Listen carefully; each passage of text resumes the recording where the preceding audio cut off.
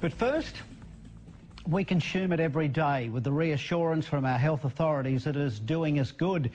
The truth is, fluoride is a poison, and adding it to our drinking water is an evolving social experiment started 40 years ago.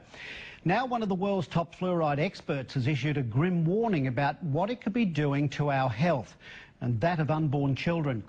Yet as Frank Pengello reports, you'll get a different spin from dentists and health bureaucrats. We consider that as a poison. Why should a poison be in drinking water? The poison is fluoride. It's there because government health bureaucrats and dentists tell us it's for our common good, for reducing tooth decay, and at levels which won't harm you. That doesn't wash with Professor A.K. Shashila. They should realise it's a poisonous substance. It doesn't promote health. It is a disease-causing agent, and fluoridation should be stopped as early as possible. Professor Shashila is one of the world's leading experts on fluoride. Her own extensive research, along with 70 years of data in India, backs up what she's saying, and it's most disturbing. I would consider a pregnant mother taking fluoride-contaminated products, I'm using the word products, which includes water, toothpaste, black tea, processed food products which has fluoride. Any liquid? Anything. Where her urinary fluoride is high, she is going to cause a lot of damage to the fetus, the growing embryo, the infant which is going to be born. The American Dental Association warns against using fluoridated water to mix baby formula. Not so here. They don't read, they are not aware, they don't update themselves, they don't do any research. So we are in a serious problem. Professor Shashila says exposure to fluoride could also be the cause of many ills like neck, shoulder and joint pains, which may be misdiagnosed by doctors. She routinely does urine tests to check fluoride levels in her patients. Remove the fluoride ingestion starting from toothpaste, black tea, fluoridated water, whatever, and you bring down the urinary fluoride to normal limits, the patient recovers. Fluoride is also used as a preservative and also lurks in many products we consume. But apart from toothpaste, it's not listed on labels.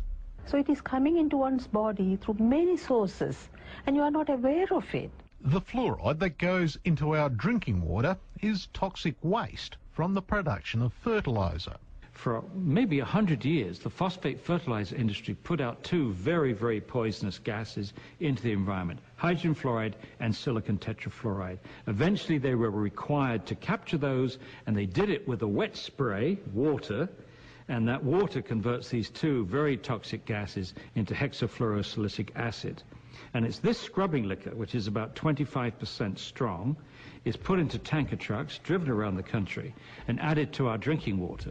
Here's what's in the mix made in Australia. A sickening cocktail of heavy metals like arsenic, barium, beryllium, cadmium, lead, mercury, and on it goes. And in much higher concentrations than is allowed for lead and arsenic. Why should we make people drink a poisoned water? Well, it's forced medication for the masses. And there are more than 1,000 doctors and scientists around the world who, like Professor Shashila, condemn what's going on. The problem with adding medicine to water is an obvious one of consent, that people can't give their informed consent, which is a basic of medical ethics. Fluoride is about to be added to Mount Gambier's water from the Blue Lake. Alex Young is livid. He's collected a petition of more than 6,000 signatures against the move, or a quarter of the town, which has been ignored by the state government.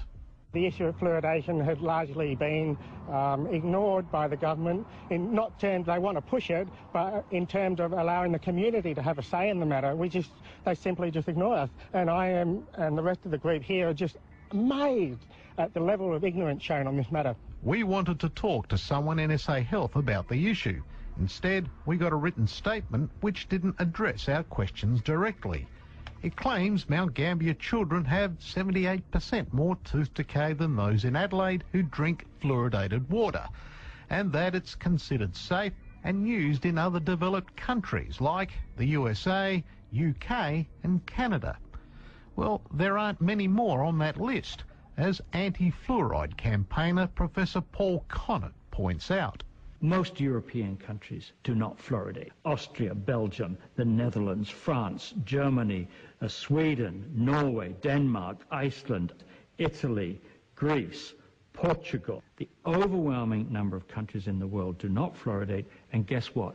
Their teeth are just as good, if not better, than ours.